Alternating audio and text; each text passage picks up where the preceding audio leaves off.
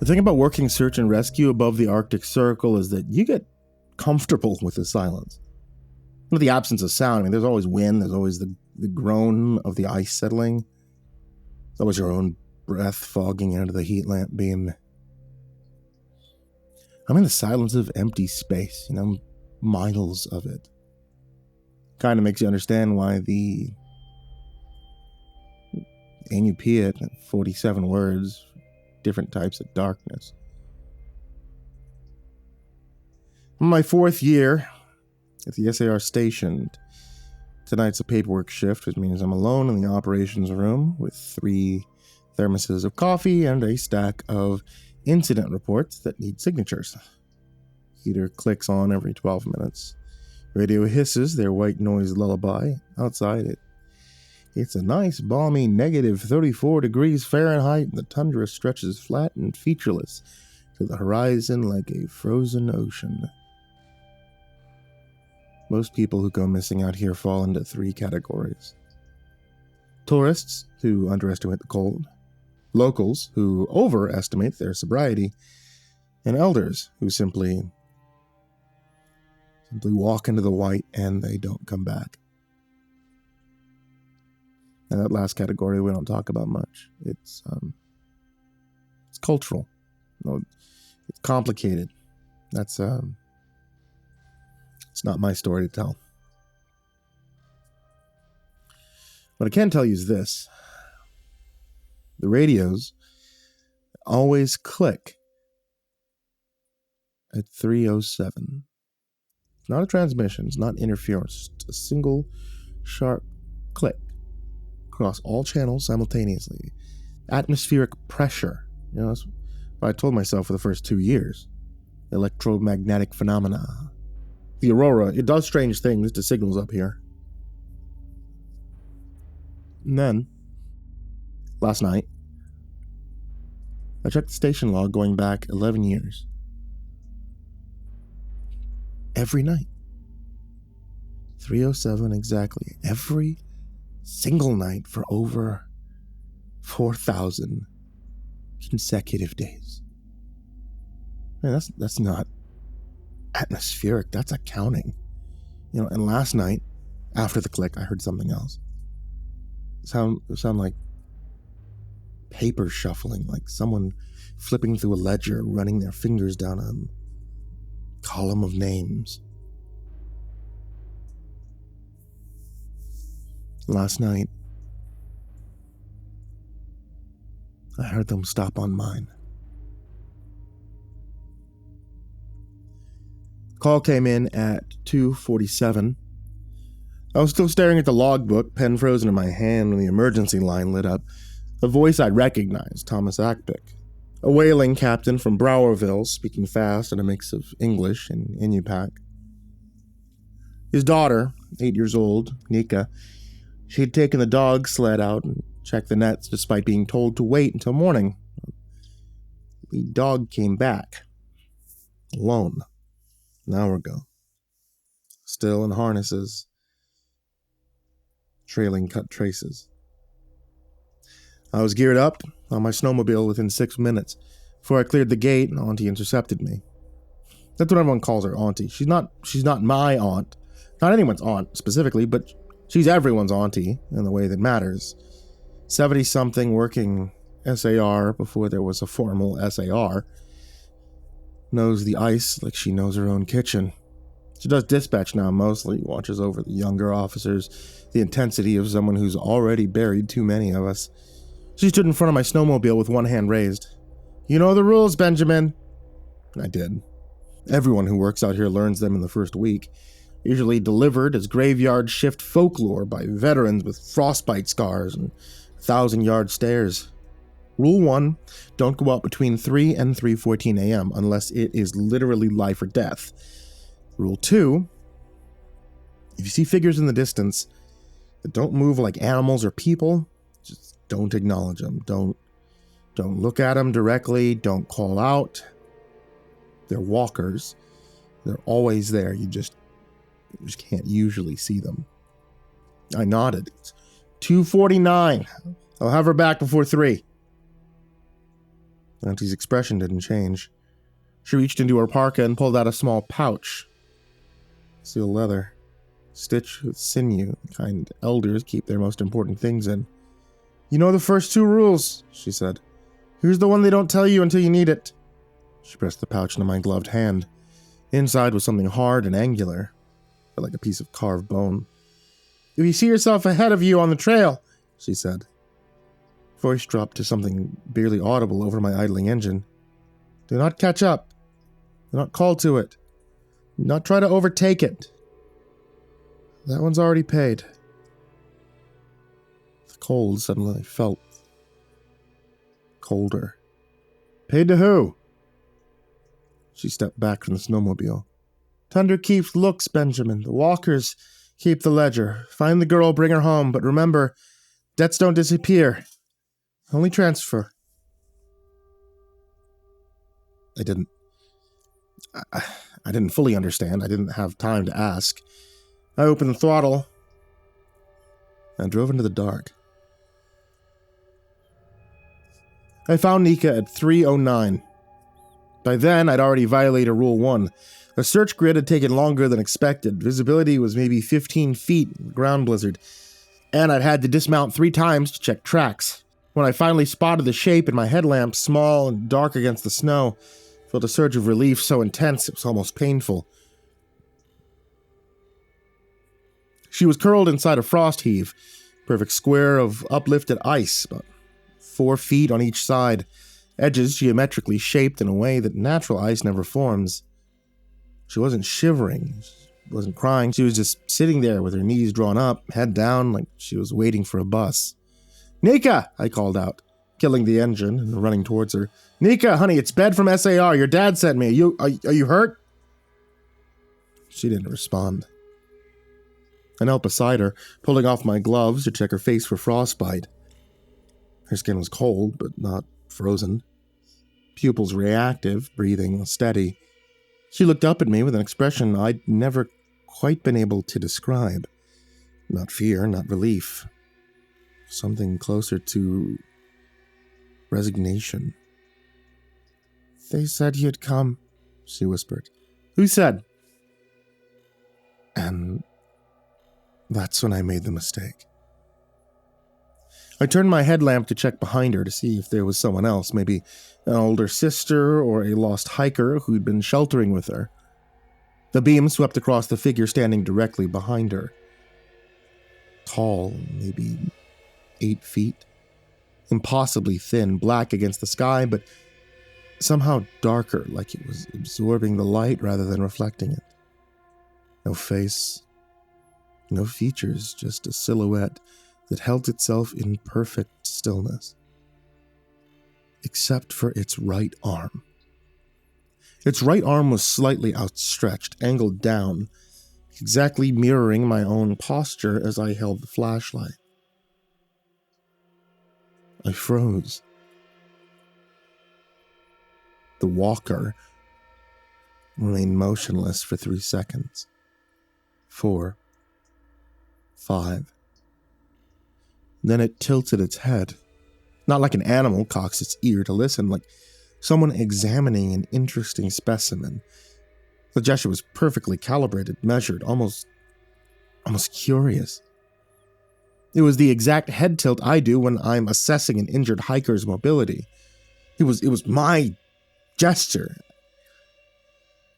I heard my own voice in my head screaming the rules. Don't acknowledge them. Don't look directly at them. It was too late. I was staring right into the void where its face should be. The walker held my gaze for another impossible moment. Then it simply wasn't there. No fade, no movement. Between one heartbeat and the next, the space between Nico was empty. I grabbed the girl, I pulled her onto my back, and I ran for the snowmobile. I don't remember the ride back.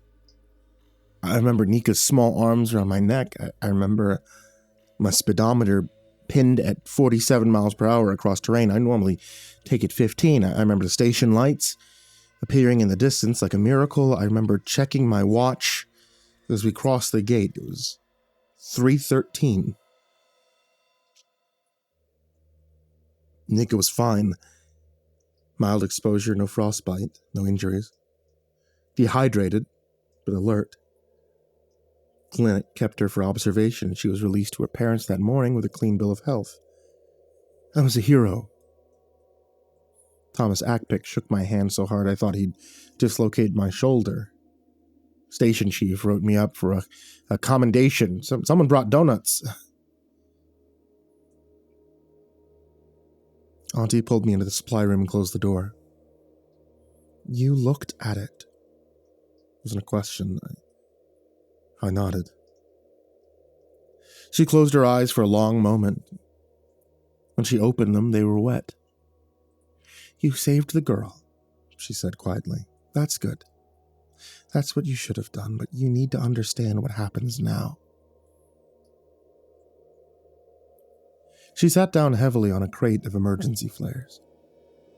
The walkers, they're not ghosts. They're not demons. They're auditors. Tundra takes people, Benjamin, that's what it does. Has for hundreds of years, but there are rules. Balance. When someone goes missing, their name goes on the ledger. The walkers come to collect. Collect what? The debt. The space they took up, the warmth they borrowed from the world. My grandmother tried to explain it once. Words don't translate right. She rubbed her face. Point is, Nika's name was on that ledger. You found her alive, you brought her back. So the debt is closed. That's good. No. Her voice was flat. The debt doesn't disappear. You looked directly at a walker. You acknowledged it. By doing that, you accepted the transfer. Someone still has to pay. The ledger needs a name. My stomach dropped. And now it's yours. She stood up, pulled me to my feet, looked me hard in the eyes. You have 7 shifts. When the clock hits 3:07, 7 nights from now, the walkers will come for you unless you balance the ledger another way. What way? The missing person call will come in. You find them alive, and then you transfer the debt. Case closes clean, your slate's wiped, you walk away a free man. A cold void opened in my stomach. That can't be true. It is. Your name leaves the book, another one takes it. The horror of it locked my jaw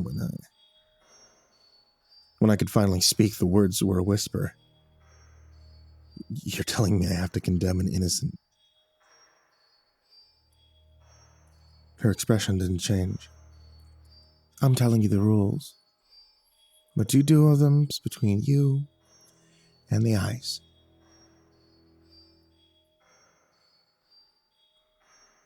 She left me in the supply room with my thoughts, and a distant hum on the refrigerator unit. 7 shifts. 6 days. By the end of the week, I either save a life or I sacrifice one. And the worst part? I was already thinking about the math.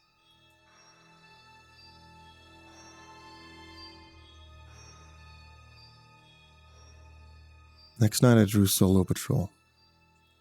Routine sweep of the lake road, checking the ice fishing shelters, making sure no one's passed out drunk in their truck. Quiet shift. Empty tundra. The aurora was out, painting the sky in sheets of green, violet. At 3:07, the radio clicked, and the ice beneath my snowmobile vanished. Not broke through, just vanished. Perfect square, 8 feet on each side, open, directly underneath me. I killed the engine, threw myself sideways, rolling onto the solid ice as the machine teetered on the edge. The hole wasn't filled with water, it was filled with nothing. Elevator shaft of absolute black dropping into a depth I couldn't measure. The aurora light hit the edge and just stopped. Then something climbed out. The walker rose from the shaft like smoke taking shape, but this time it wasn't a featureless silhouette. It was wearing my SAR coat, the same model, same color, same wear pattern on the left elbow where I lean on the truck door. My name patch was stitched on the breast, Harper B. The letters were backward, they were mirror flipped. It stood on the ice and shifted its weight on one hip. A tired stance I fell into at the end of long shifts. It opened its mouth. The first sound was static, like a radio stuck between channels, a dry, crackling exhalation that might have been an attempt at breath. It stopped. Tilted its head, my head. That same analytical gesture, and tried again. The second sound was clearer, a rasp that almost had syllables, almost had tone. It was trying to learn my voice. I pulled my flare gun with shaking hands and fired directly into its chest. The flare entered the dark coat and kept going. No impact, no light, no sound, like throwing a stone into a bottomless well. The bright red phosphorus just disappeared into that infinite black.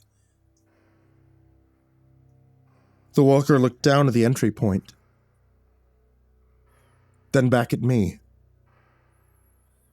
It tilted its head again. This time I recognized the gesture from the inside. That's what I look like when I'm sizing someone up, when I'm deciding if a hiker can make it another mile or if a victim's story adds up, or if someone's dangerous. It was learning how I think. And then I stepped backwards into the shaft. The square of missing ice sealed over in an instant, smooth, perfect, like it had never been broken.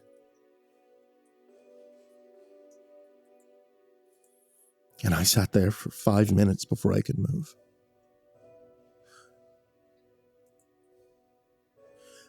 I owed them a debt.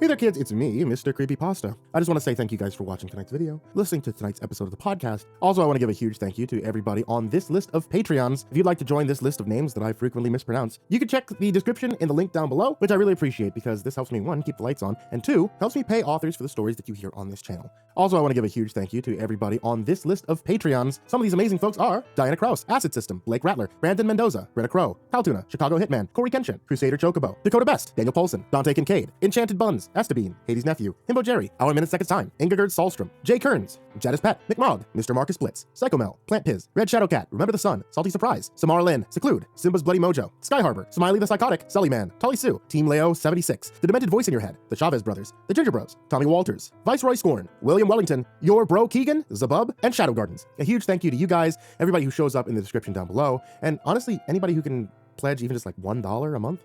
You guys are absolutely amazing. I cannot continue doing this channel without you, and your support means the world to me. And that goes to everybody, not just on Patreon, but honestly just you guys out there who just subscribe, those guys out there who are just listening or putting on the nonstop radio live stream while it's running in their sleep. I appreciate you guys greatly, especially during this kind of rough time for me. Having you guys around, and I mean this wholeheartedly, it is incredible. So, hey, thank you. Thank you for being here. Thanks for being a part of this. And as always, folks, sweet dreams.